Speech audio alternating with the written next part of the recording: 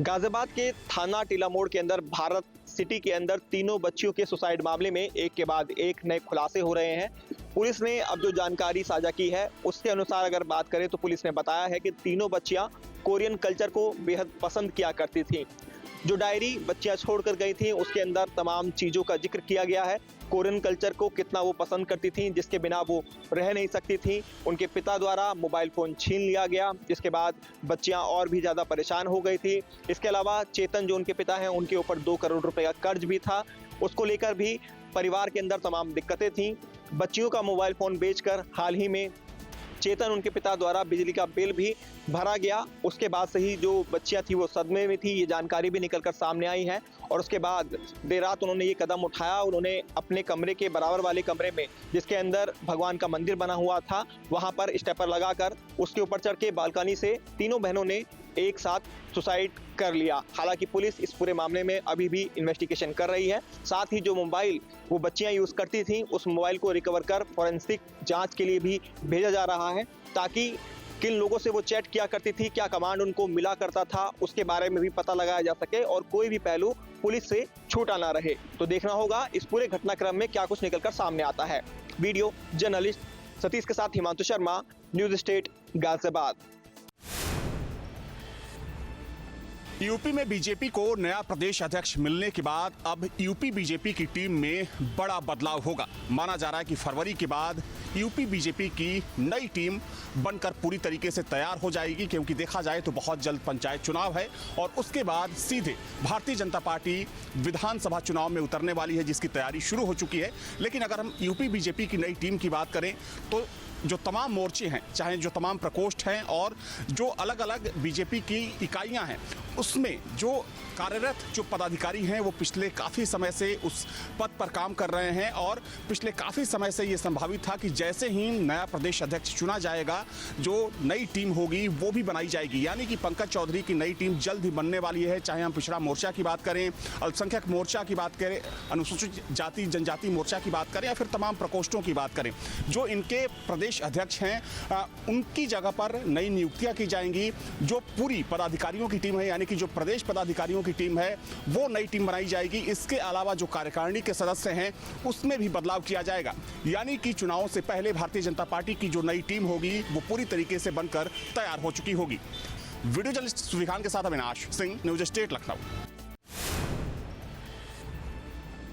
नोएडा के सेक्टर 150 में जिस गड्ढे के अंदर युवराज मेहता की गाड़ी गिरी और डूबने से उसकी मौत हो गई, उस गड्ढे को लेकर अब एसआईटी की जांच में अहम खुलासे में सूत्रों के मुताबिक इस बेसमेंट की सिंगल बेसमेंट की खुदाई की परमिशन ली गई थी 2 बार। एक बार 3 मीटर की खुदाई की परमिशन ली गई और दूसरी बार 5 मीटर की खुदाई की परमिशन ली गई, यानी कुल 8 मीटर गहराई खोदी जानी थी। लेकिन यहाँ पर 55 से 70 फीट गहरी खुदाई कर दी गई, डबल बेसमेंट की खुदाई की गई। ये जो जांच रिपोर्ट है उसमें पूछताछ में सामने आया और खनन विभाग, जिसकी जिम्मेदारी बनती है समय रहते कार्रवाई करने की और जितनी अनुमति दी है उससे ज़्यादा खुदाई ना हो उसको रोकने के लिए, पेनल्टी लगाने के लिए किसी तरीके के कदम जिला प्रशासन की तरफ से नहीं उठाए गए। फिलहाल एक के बाद एक खुलासा इस पूरे मामले को लेकर लगातार सामने आ रहा है और अब देखना होगा कि जिस तरीके से खनन विभाग की यहाँ पर लापरवाही सामने आई है, किस तरीके की गाज गिरती है। क्योंकि सूत्रों के हवाले से जानकारी ये भी है कि एसआईटी द्वारा अपनी जाँच पूरी कर रिपोर्ट शासन को सौंप दी गई है। शासन स्तर पर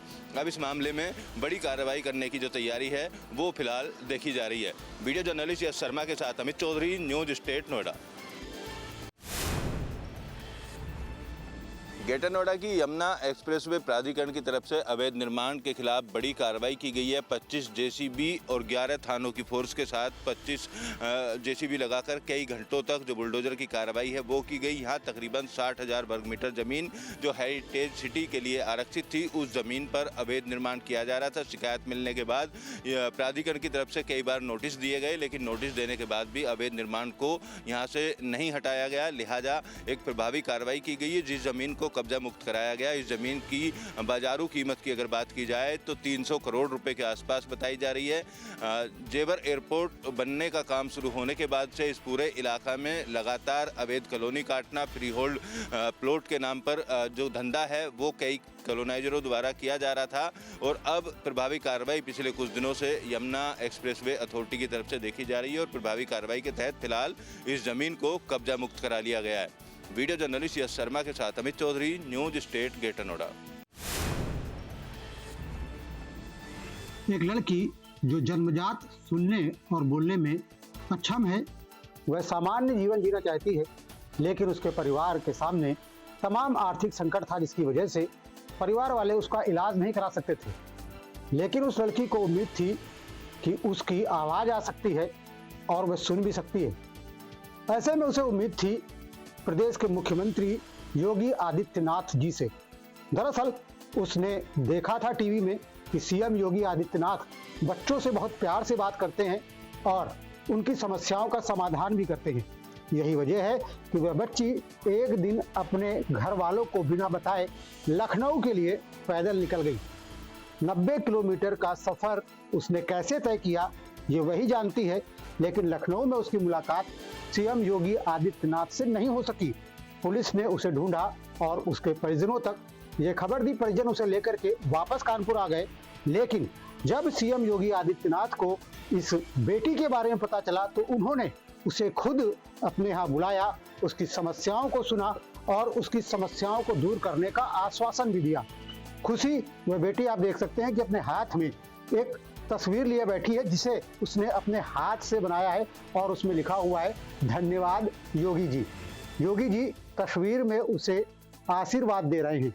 उसने ऐसा क्यों लिखा? दरअसल उसके जीवन की सबसे बड़ी समस्या यही थी कि वह बोल नहीं सकती, वह सुन नहीं सकती, लेकिन उसकी इस समस्या का अब समाधान होने जा रहा है। दरअसल उसका ऑपरेशन सुनिश्चित किया गया है।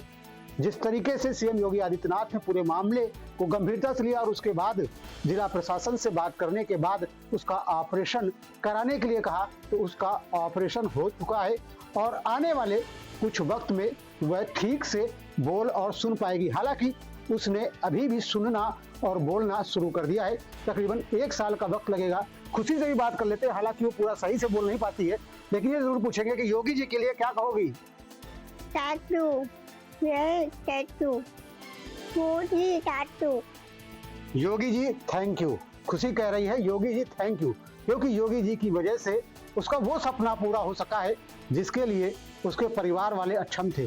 परिवार वाले इलाज नहीं करा सकते थे, लेकिन खुशी को लगता था कि उसकी समस्या का समाधान हो सकता है और इस समस्या का समाधान केवल प्रदेश के मुख्यमंत्री योगी आदित्यनाथ कर सकते हैं। यही वजह है कि वह उनके पास तक गई और आज वह थोड़ा थोड़ा बोल भी सकती है, पूरी तरीके से सुन सकती है, लेकिन आगे आने वाले वक्त में तकरीबन 1 साल का समय लगेगा, वो पूरी तरीके से बोलने सुनने में सक्षम हो जाएगी। उसके मुंह से पहले शब्द यही निकले हैं, धन्यवाद योगी जी। वीडियो जनता से श्याम तिवारी, न्यूज स्टेट कानपुर। कल की नगरी संभल में हिंदू समागम समिति द्वारा हिंदू महासम्मेलन का आयोजन किया गया। इस मौके पर बालाजी खंडपीठ के पीठाधीश्वर भैयादास जी महाराज उपस्थित रहे। उन्होंने कहा कि भगवान बुद्ध के मार्गों पर चलकर ही सच्चा सनातनी बना जा सकता है। साथ ही उन्होंने गोरक्षा को लेकर भी बड़ा बयान दिया। उन्होंने बताया कि भारत में हो रही गो हत्याओं को रोकना पड़ेगा। इसके साथ ही हिंदुओं से जागृत होने की अपील भी की। उनका साफ तौर पर यही कहना है कि लगातार जो देश में गो हत्याएं बढ़ रही हैं, इन पे कहीं ना कहीं सरकार को लगाम लगानी चाहिए। शंकराचार्य के बयान पर उन्होंने कहा कि गौमाता को राष्ट्रमाता घोषित करने की जो उनकी मांग है वो कहीं ना कहीं सही है, उसको जो है राष्ट्रमाता घोषित कर देना चाहिए। उन्होंने कल की संभल मूवी पर बोलते हुए कहा कि 1978 और 2024 में जो दंगे हुए हैं वो कहीं ना कहीं जनता के सामने आने चाहिए। हिंदू परिवारों पर जो अत्याचार हुए हैं वो इतने भयावह थे जो आज की पीढ़ी के सामने आने चाहिए। अब देखने वाली बात यह होगी कि भैया जी दास के इस बयान पर हिंदू संगठन क्या एक्शन लेगा। अपने सहयोगियों के साथ रूपक त्यागी, न्यूज स्टेट संभल। बाराबंकी के फतेहपुर में दर्दनाक हादसा सामने आया। यहाँ पर नशे में धुत तेज रफ्तार कार सवार ने साइकिल सवार बुजुर्ग को टक्कर मार दी। इसके बाद भी वह वहां पर रुका नहीं, मानवीय संवेदनाओं को ताक पर रखते हुए वह कार दौड़ाता रहा। इस दौरान उसने बुजुर्ग को 100 मीटर तक घसीटा और ये पूरी घटना क्षेत्र में लगे सीसीटीवी कैमरे में कैद हो गई, जिसका वीडियो सोशल मीडिया पर तेजी से वायरल हो रहा है। आपको बता दें कि बुजुर्ग कस्बे से अपने गांव की ओर लौट रहे थे। इसी दौरान तेज रफ्तार कार ने उनकी साइकिल पर टक्कर मार दी। टक्कर मारने के बाद नशे में धुत कार सवार ने गाड़ी नहीं रोकी, बल्कि वह उसे और अधिक रफ्तार में भगाने लगा। स्थानीय लोगों ने जब इस घटना को देखा तो उन्होंने कार सवार को रोकने की कोशिश की, लेकिन कार सवार ने गाड़ी को नहीं रोका। हालात बेकाबू होते देख उन्होंने मामले की सूचना पुलिस को दी। पुलिस ने तत्परता दिखाते हुए गाड़ी को रुकवाया और चालक को हिरासत में ले लिया। वहीं अधिकारियों का कहना है कि परिवार की तहरीर के आधार पर मामला दर्ज किया जा रहा है। आरोपी को फिलहाल हिरासत में ले लिया गया है।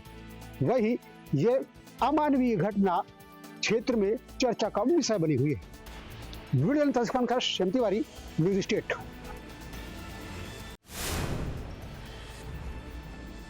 राजधानी लखनऊ के सुशांत गोल्ड सिटी के एक गांव मुल्ला खेड़ा में एक युवक की ईंट से कुचलकर हत्या कर दी गई थी और उसका शव पास के ही एक खेत में फेंक कर लोग फरार हो गए। पुलिस ने 100 सीसीटीवी फुटेज खंगाला और इसके बाद 2 संदिग्ध लोगों को गिरफ्तार किया।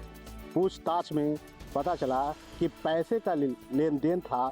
मृतक और आरोपी दोनों पहले से परिचित थे और मजदूरी का काम करते थे। देखिए, कल दिनांक 3 फरवरी 2026 को थाना सुशांत गोल्ड सिटी को लगभग 8:30 बजे ये सूचना मिलती है। एक HCL चौकी के अंतर्गत एक मुल्लाखेड़ा जाने वाला रास्ते में एक शव मिला है। जब तुरंत ही उसको शिनाख्त किया गया है तो ये पता चला कि उसका नाम जो है संतराम जो पुत्र दुलारे, जो लगभग 46 साल की उम्र का था, जो उस रास्ते से वो 2 तारीख को रात को लगभग 11:30 बजे उधर से गुजर रहा था। तो ये पूछताछ में ये सामने आया है कि 2 लोग हैं, एक सुशील और एक दीपक, उधर से अपना मोटरसाइकिल से जा रहा था, जो दोनों के आपस में टकराई हुई है। तो उसके बाद जो मृतक है उसको गाली गलौज किया था। तो और जो दोनों अभियुक्त है ऑलरेडी शराब के नशे में है, तो वो लोग बाइक वापस मोड़ के आए हैं और इनको एक ईंटा से सर कोच कर मार दिया गया। 2 साल पहले 70,000 रुपये के लेन देन में विवाद हुआ था और मंगलवार को इस मामले का फिर से विवाद हुआ और विवाद के कहासुनी में दारू पिए हुए थे आरोपी और उन्होंने मृतक के सर पर ईंट से वार किया और इसके बाद जब वो मृतक मर गया तो इसके बाद ईंट से उसका मुंह कुचल गया चेहरा छुपाने के लिए और उसका शव जो खेत में फेंक कर फरार हो गए। पुलिस ने इस घटना का खुलासा किया है आज और खुलासे में 2 आरोपी को गिरफ्तार किया और जेल भेज दिया है। लखनऊ से न्यूज स्टेट के लिए अरुण चतुर्वेदी। बॉलीवुड के मशहूर निर्देशक रोहित शेट्टी के घर पर हमला करने वाला शार्प शूटर अभी भी पुलिस के गिरफ्त से बाहर है। यही रोहित शेट्टी का घर है और यही शुभम लोलकर की गैंग ने यानी बिश्नोई गैंग के गुर्गों ने रोहित शेट्टी के घर पर फायरिंग की थी। पुलिस की जांच में तकरीबन 4 लोगों को गिरफ्तार किया गया है और ये गिरफ्तारी पुणे से की गई है। जो 4 लोग गिरफ्तार हुए हैं वो बचपन के दोस्त माने जाते हैं। पुलिस की जांच में ये सामने आया है। बता दें कि बाबा सिद्दीकी के ऊपर फायरिंग करने वाले के साथ इनके तार जुड़े हुए हैं। पुलिस के अनुसार गिरफ्तार सभी आरोपी मिडिल क्लास के हैं। शुरुआती जांच में सामने आया है कि सोशल मीडिया में एक ऐप पर यानी ये पूरा जो कोऑर्डिनेशन था एक ऐप पर किया गया। 30,000 में स्कूटी खरीदी गई, वो पहले लोनावाला लाई गई और उसके बाद वो मुंबई में लाई गई। यही इसी जगह के ऊपर इसी घर के सामने रोहित शेट्टी रहते हैं, घर में रहते हैं और इनके घर के सामने ही फायरिंग की गई। तकरीबन 4 से 5 राउंड जो है शार्प शूटर ने फायर किए और ये शार्प शूटर को तलाशने के लिए मुंबई पुलिस की 12 टीमें काम कर रही है। 4 आरोपियों का रिमांड 5 तारीख को फिर से कोर्ट में पेशी कर मांगा जाएगा। आरोपी का पुराना रिकॉर्ड जो है वो स्वप्निल सकट के खिलाफ वारजे पुलिस थाने में पहले से ही कई जो वारदात है वो दाखिल है। दूसरी तरफ पुलिस का कहना है कि फायरिंग के बाद जो शार्प शूटर है वो ट्रेन से नहीं भागा, लोकल ट्रेन तब जो है वो सीमित थी और इसी वजह से वो निजी वाहन से निकल गया। रात को 2:15 बजे ये सब जो एलटीटी और बांद्रा टर्मिनस पर निगरानी रखी गई थी शार्प शूटर को तलाशने के लिए। वारदात में जो scooter Honda Dio MH12 FN 2205 Pune से तकरीबन 30,000 रुपए से खरीदी गई थी और ये स्कूटर के लिए शुभम लोडकर ने पैसे दिए थे। एक सिंगल ऐप के जरिए शुभम लोडकर इन सारे आरोपियों के संपर्क में था और रोहित शेट्टी के घर पर फायरिंग देने के लिए सूचनाएं दे रहा था। पुलिस का मानना है कि पूरे देश में 12 टीमें आरोपी यानी शूटर को, जो रोहित शेट्टी के घर पे फायरिंग किया है, उसको शूटर को तलाशने के लिए मौजूद है। वीडियो जर्नलिस्ट कामेश के साथ विलास अटोले, न्यूज़ नेशन, मुंबई। इटावा के जसवंत नगर के जल पोखरा में एक नीम के पेड़ से सफेद कलर का तरल पदार्थ निकल रहा है, जिसको लेकर पूरे ही शहर में तमाम प्रकार की चर्चाएं हो रही हैं। इस सफेद कलर के तरल पदार्थ को देखने के लिए दूर दराज से लोग वहां पर इकट्ठा हो रहे हैं और इस पेड़ से निकलने वाले तरल पदार्थ का सेवन कर रहे हैं। लोगों का यहाँ तक मानना है कि इस दूध के सेवन करने से पूरी ही बीमारियां दूर हो रही हैं। हम कल बाजार कर गए तो यहाँ बैठ गए, हमारा पैर दर्द कर रहा था। तो जानकारी कैसे हुई तुम्हें? तो हमने वीडियो देखा मोबाइल में, तो फिर हमने बच्चन को कहा, बच्चे फिर पानी लेके गए, हमने पिया तो हमें 50% आराम, इसलिए अभी आज ही इसलिए खड़े हैं, बिल्कुल आराम से खड़े। आपको दिक्कत क्या थी? हमारे यहाँ से कमर से नीचे तक, एड़ी तक दर्द था पैर। हमने पिया है तो तुमको आराम हुआ? फिलहाल अभी तक इस चीज की पुष्टि नहीं हो पाई है। वहीं लोगों के अनुसार माना जाए तो लोग बता रहे हैं कि यहाँ पर एक प्राचीन काल में बाबा आए थे, जिन्होंने यहाँ पर तपस्या की थी और तपस्या के बाद उन्होंने यह पेड़ यहाँ पर लगाया था, जिसके बाद वो चमत्कार आज पूरा हुआ है और इस पेड़ से दूध की धार निकल रही है, जिसको तमाम प्रकार की जो बातें चल रही हैं, इसको कई लोग सेवन भी कर रहे हैं। फिलहाल अभी तक ना ही स्वास्थ्य विभाग की टीमें वहां पर पहुंची, क्योंकि ये दूध जो सेवन कर रहे हैं उनके स्वास्थ्य के साथ खिलवाड़ भी हो सकता है। लोग वहां पर ढोल नगाड़ों के साथ पहुंच रहे हैं, नाच गाना कर रहे हैं, हर प्रकार की मन्नतें मांग रहे हैं, लेकिन क्या है पूरी सच्चाई, ये अभी तक खुलासा नहीं हो पाया है। इटावा से आशुतोष वाजपेयी, न्यूज स्टेट, उत्तर प्रदेश। हम मौजूद हैं अलीगढ़ के सेंटर पॉइंट चौराहे से रेलवे स्टेशन जाने वाले मार्ग पर, जहां देखिए स्मार्ट सिटी के तहत ये 20 करोड़ 45 लाख रुपए की लागत से स्मार्ट सिटी के तहत यहाँ देखिए ये नाला बनाए जाने का काम चल रहा है। मैं देखिए कैमरा पर्सन को दिखाएं, देखिए किस तरह से यहाँ देखिए अनप्रैक्टिकली जो लेबर है यहाँ पर काम कर रही है नाला बनाने का। लोगों के मकानों में पानी जा रहा है और लोग परेशान हैं तमाम कहीं न कहीं, और कई लोगों के घरों के अंदर पानी चला गया है। जिस तरह से यहाँ पर जो कहीं न कहीं नाला खुदाई का काम चल रहा है, उसको लेकर के भी लोगों को कई तरह की दिक्कतें हुई हैं। वहीं यहाँ मोहल्ले लोगों के जो मोहल्ले में रहने वाले लोगों का आरोप है कि सर जिस तरह JCB से खुदाई की गई तो यहाँ पर सीवर लाइन और पानी की तमाम लाइनें जो टूट गई है और उसके चलते तमाम लोगों को काफ़ी दिक्कत का सामना करना पड़ा। कई दिनों से इस रोड पर लगातार कीचड़ भरी हुई है, जबकि स्मार्ट सिटी के तहत काम हो रहा था, एक प्लानिंग के तहत काम किया जाता है, लेकिन यहाँ के जो क्षेत्रीय लोग हैं उनके द्वारा भी आरोप लगाया गया कि इसकी शिकायत उन लोगों के द्वारा नगर आयुक्त और मुख्यमंत्री पोर्टल और तमाम पे की गई है। कोई यहाँ नगर स्मार्ट सिटी का कोई अधिकारी यहाँ आता है काम देखने के लिए, और तमाम लोगों को यहाँ पर जो है कहीं तो सामना करना पड़ रहा है। कार की बात करें तो अधिकारियों से लगातार जो लोगों के द्वारा शिकायत की जा रही है मुख्यमंत्री पोर्टल पर और तमाम अन्य तरीके से, लेकिन अधिकारी कोई भी सुनने के लिए तैयार नहीं है। तो कह सकते हैं कि जिस तरह स्मार्ट सिटी के अंदर तमाम हो रहे भ्रष्टाचार को लेकर पहले भी कई बार आरोप लग चुके हैं, और अब भी यहाँ पर लोगों के द्वारा लगातार जो है कहीं न कहीं काम को लेकर के जो यहाँ भेदभाव हो रहा है। कुछ लोगों का कहना भी है कि जो सेंटर पॉइंट चौराहे से नाला रेलवे स्टेशन तक बनना चाहिए, लेकिन अधिकारियों ने कुछ राजनीतिक लोगों के दबाव में आकर के या क्षेत्रीय लोगों के दबाव में आकर के अब नाला कहीं न कहीं बीच रास्ते से बनाना शुरू किया है। तो कह सकते हैं कि जिस तरह से अब कहीं न कहीं नगर निगम और स्मार्ट सिटी के कार्य पर जो सवाल खड़े हो रहे हैं, निश्चित ही वो कहीं न कहीं एक और भ्रष्टाचार की तरफ कहीं न कहीं इशारा जरूर करते हैं। न्यूज स्टेट के लिए अलीगढ़ से धीरेन्द्र सिंह। बात चाहे नोएडा जैसे शहर की हो या मेरठ के देहात इलाके के सरदना की हो, लेकिन न्यूज स्टेट अपने दर्शकों तक अधिकारियों की लापरवाहियों से जुड़ी हुई खबरें पहुंचाने के लिए वचनबद्ध है।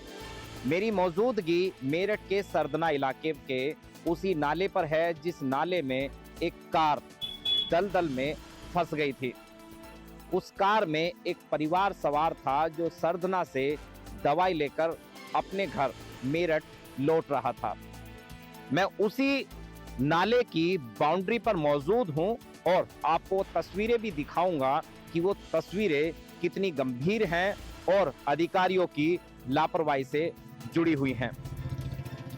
ये वही नाला है जिस नाले के बारे में कहा गया कि इस रोड से गुजरती हुई एक कार इस नाले में गिर गई। उस कार में 3 महिला, 3 बच्चे और एक पुरुष चालक मौजूद था। लगभग 2 घंटे की कड़ी मशक्कत के बाद उस कार को क्रेन की मदद से बाहर निकाल लिया गया। लेकिन ये तस्वीरें अधिकारियों की लापरवाही दिखाने के लिए, उनकी गैर जिम्मेदाराना हरकतें दिखाने के लिए काफी हैं। देखिए किस प्रकार से यह नाला जो है इस सड़क के बराबर में सफर कर रहा है। कहा जाता है कि यह नाला जो है सरदना इलाके के नवाबगढ़ी का पानी उठाकर मढ़ियाई बड़ा नाला में डालता है। इस नाले की गहराई लगभग 6 फीट बताई जा रही है।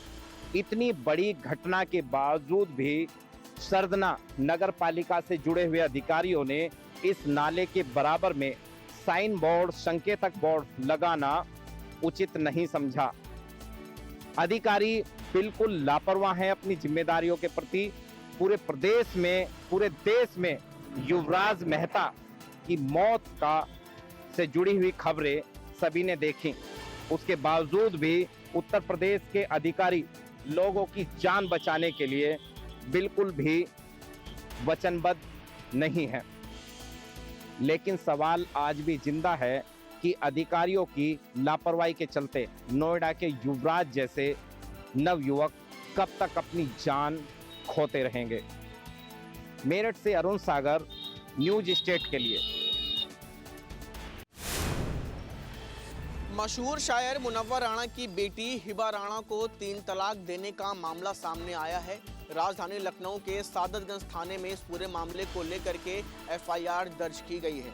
एफआईआर में हिबा राणा ने अपने शौहर पर गंभीर आरोप लगाए हैं। मारपीट और तमाम ऐसे संगीन मामले भी उसमें दर्ज किए गए हैं। फिलहाल इस पूरे मामले पर पुलिस अपनी इन्वेस्टिगेशन में आगे बढ़ रही है। परिजनों ने अभी फिलहाल बातचीत करने से मना कर दिया है। मशहूर शायर मुनव्वर राणा की बेटी हिबा राणा है और ये पूरा जब मामला सामने आया है तो निश्चित तौर पर आप समझिए 3 तलाक का जो मामला है उस पूरे मामले के मद्देनज़र इस मामले को दर्ज भी किया गया है। पुलिस का कहना है कि इस पूरे मामले में इन्वेस्टिगेशन जारी है। दोषियों के खिलाफ कड़ी कार्रवाई हो, ये सुनिश्चित करने का काम किया जाएगा। वीडियो जर्नलिस्ट हरिराम के साथ शुभम पांडे, न्यूज नेशन, लखनऊ। राजधानी लखनऊ के सेंट मैरी इंटर कॉलेज में प्रिंसिपल के द्वारा एक बच्चे पर कार्रवाई की गई, उसे सस्पेंड किया गया, वो भी इसलिए क्योंकि उसने फेयरवेल पार्टी में चाउमीन कई बार खा ली। मैं इस वक्त मौजूद हूँ उसी स्कूल पर और अभी थोड़ी देर पहले हमारी बात हुई प्रिंसिपल से। उनका साफ तौर पर कहना था कि स्टूडेंट्स ने जो है मिसबिहेव किया, डिसिप्लिन में नहीं थे, जिसकी वजह से पूरी कार्रवाई की गई। और गौरतलब है कि कुछ दिन पहले ही सेंट मैरी इंटर कॉलेज में फेयरवेल पार्टी रखी गई थी। इसके बाद ये पूरा मामला सामने आया, जहां पर बताया गया कि इस दौरान कॉलेज में जो तमाम तरह की तैयारियां रहती हैं वो सब कुछ की गई थी और फूड स्टॉल लगाए गए थे, जहां पर कुछ बच्चे फूड स्टॉल पर काफ़ी ज़्यादा झपट पड़े और इसी वजह से वहां पर थोड़ी सी अव्यवस्था हुई। और इन्हीं चीज़ को देखते हुए स्टूडेंट डिसिप्लिन में नहीं थे। इस वजह से स्कूल प्रिंसिपल पूनम नैयर की तरफ से इस पूरे मामले में ये कार्रवाई की गई थी। 2 दिन के लिए बच्चों को सजा के तौर पर ये पूरा प्रकरण सामने आया है। फिलहाल हमने पूनम नैयर से सामने आकर के बात करने के लिए कहा तो उन्होंने इस पूरे मामले पर बात करने से इनकार कर दिया है। वीडियो जर्नलिस्ट हरिराम के साथ शुभम पांडे, न्यूज स्टेट, लखनऊ।